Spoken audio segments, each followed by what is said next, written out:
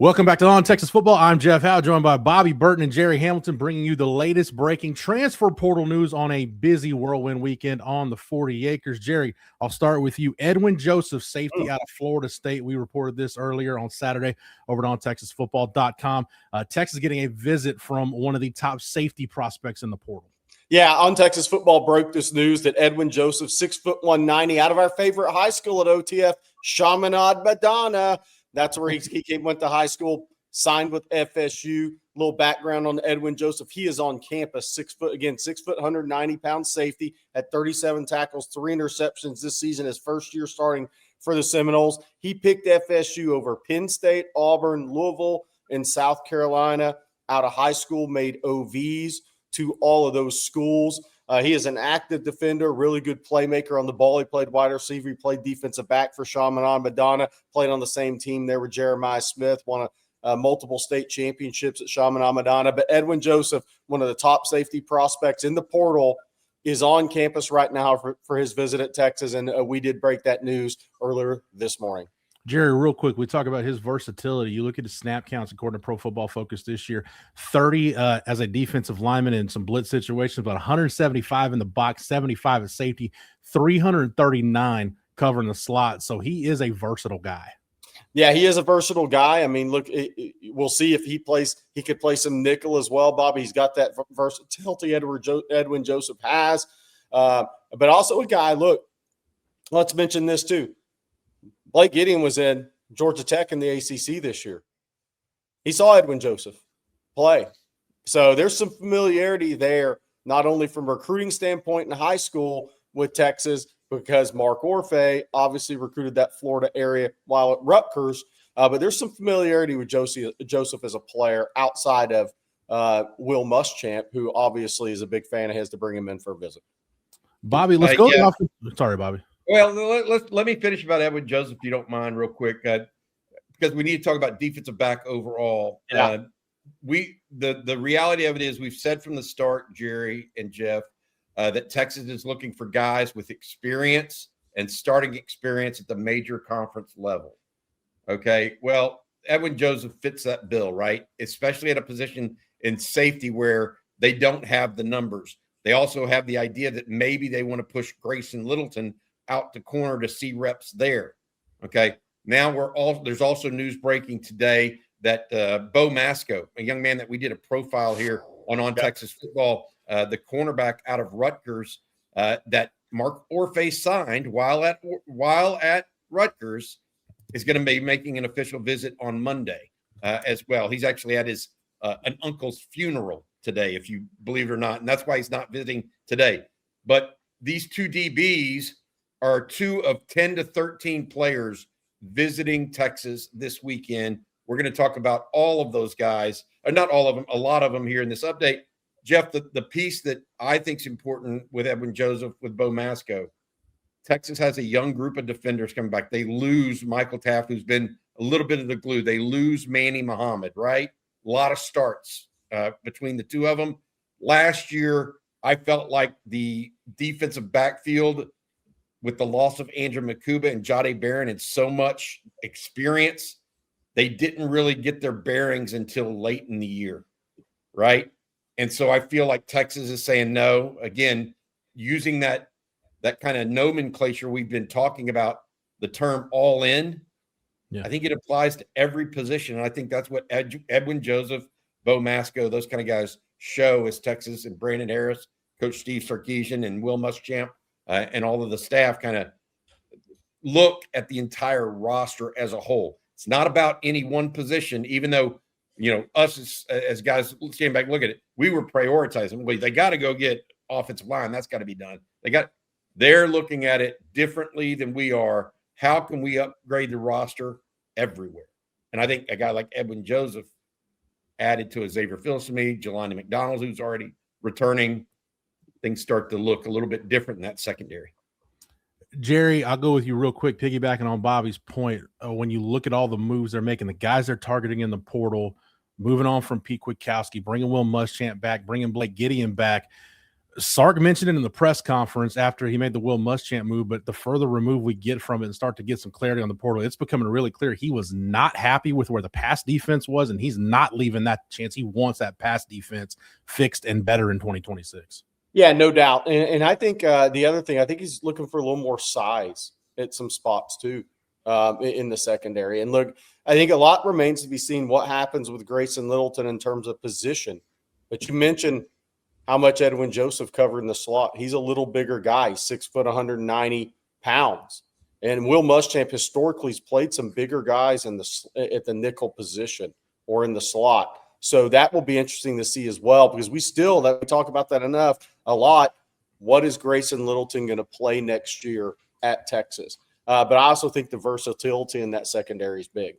You could move Jelani McDonald down to nickel, play big nickel too. And play Joseph at safety. I mean, So I think one thing we don't want to do, and I'm going to say this at the next conversation topic, I think we're going to go at one point we're going to talk offensive lineman here because there's news breaking there today as well. But the one thing I don't want to do on any of this is presuppose that we have the answers of how they're going to slot in exactly, because we don't know that these are the only two they're going to be recruiting. Yeah. And so my point being, it's good to think about all the iterations that could happen, but these coaches may have other moves coming that we're unaware of right now that could play in and change things down the line. Absolutely. Real quick, Bobby, before we get to the offensive line, it is worth mentioning Cam Coleman, probably the #1 overall prospect in the portal, definitely the top wide receiver, is on campus on the 40 acres on Saturday. Gerry, I'll start with you. Any thoughts on Cam Coleman actually being on campus and what it means for Texas? Yeah, look, I mean, I think we'll see where it goes. He's scheduled to be at A&M later this weekend. There's possibility of a USC or Texas Tech or Alabama visit out there as well.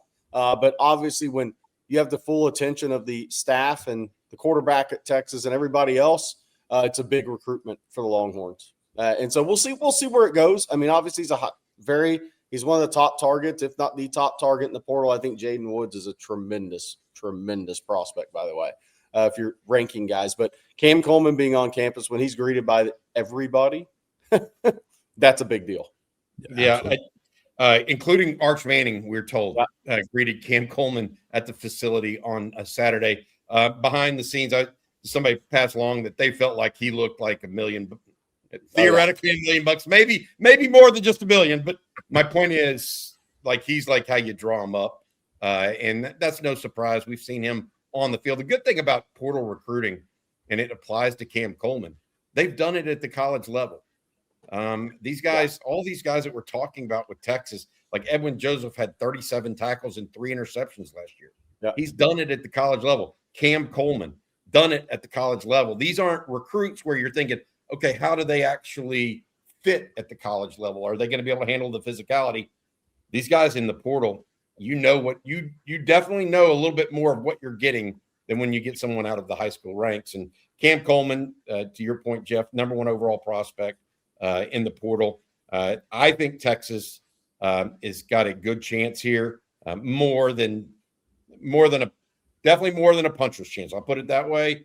I do think A&M's involved. I think Tech is involved to a degree. I think USC may be more in there than some others think. I don't see Alabama being a reality for him at this point, even though I think he'll visit Alabama potentially at some point. Yeah. One quick Edwin Joseph nugget for me before we move on. Looking at his PFF numbers, targeted 42 times in coverage, 3 interceptions, 5 PBUs. Texas has got to make more plays on the ball in 2026. So that's a good start where you're targeting guys. Bobby, let's go to the offensive line. And we're starting to get a little bit of clarity there just in terms of some names emerging. I'll let you start, Bobby. I don't know which one of the 2 Michigan kids you want to start with, Andrew Sprague, the big right tackle, or Jake Guarnera, the interior offensive lineman, but the 2 Michigan kids. Well, those 2 names, I'd been not mentioning those for a while, but those are 2 of the names that we need to watch. Sprague's expected to visit today. Guarnera may be in, my understanding is either late today or sometime tomorrow, but Texas definitely is going after both of them.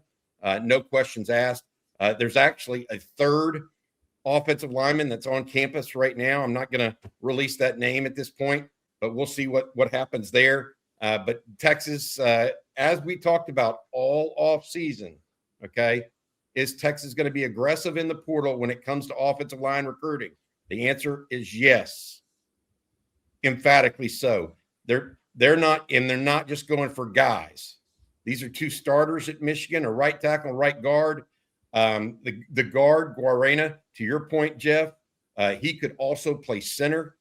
So he's got some position flexibility. I want to add this now that we're not saying they have committed to Texas. Right. Okay? But Texas gets the first crack here, it sounds like. And I do think that means something, but because both of those Michigan kids entered with do not contact tags in the portal. And so I think that's really important. Gerry, you've watched them more than I have physically. What do you think of Sprague and Guarena? I'll start with Sprague. I watched some actually basketball stuff of him too. He played in the Navy All-America game when he came out in 2024. He was a top 125, top 100 type kid in the country. Really athletic. His high school basketball tape was impressive. One thing I noticed about him that I really like about him, he's got really good eyes and balance. When he pulls, there is no wasted movement, and he is a solid striker. He has good eyes. He has good flexibility. He is really balanced in his movement, so he can create solid strikes. Even when people move in his peripheral or change directions quickly in front of him, he has really good balance as an offensive tackle, and that enables him to be a solid striker. He's not a guy that whiffs much. So he gets hands on people, and when he hits them, there's normally some consequence to that because he is a balanced player. Got really good flexibility. I mean, in a three-point stance, you wouldn't think he's 6'8", 315. And that, when you watched him on his high school basketball tape, he was an athletic mover at 285 pounds in high school. I mean, he was running the floor. He showed really good feet in the post offensively, so he could make plays at the rim. He's a really talented prospect. And, he was an interesting recruit because, I mean, his only OV was Michigan. I mean, he had Arkansas, he had Auburn, he had Baylor, he had a ton of people coming after him. He had 30 offers. But he committed to Michigan without taking other visits. The same in the 24 class for Jake Winaria, who's out of Ponte Vedra Beach. Maybe we should go to a live show if he commits to Texas there. Play some golf, play 17 at TPC. Also committed to Michigan without making any other OVs. And a guy that he had tons of offers from all over the place, including in-state in Florida where he was from. When you get the big three offers, that's normally a good sign. His father, Jim Guarena, was a defensive lineman at Rutgers from 91 to 95, ended up with a cup of coffee in the NFL with the 49ers. Yeah. Interesting. I want to reiterate here, Texas looking to take 3 offensive linemen in the portal, okay? They need a tackle, they think. That would allow Brandon Baker to play inside for 1 year at least, hopefully. And it also is a little bit of an insurance policy on Trevor Gooseby, who right now has yet to decide between the NFL and the University of Texas, returning to Texas. Hopefully we hear something from him in the next 2 to 3 days. It could roll out even longer. So, again, Texas has to be aggressive, particularly at tackle right now. We'll see what this means long term, though. One other piece I want to reemphasize: Guarena also plays center. Yeah, he worked out at center at Michigan, played right guard, but did take a lot of reps at center early on as well. Yep. Last piece also: Sprague did not play against Texas.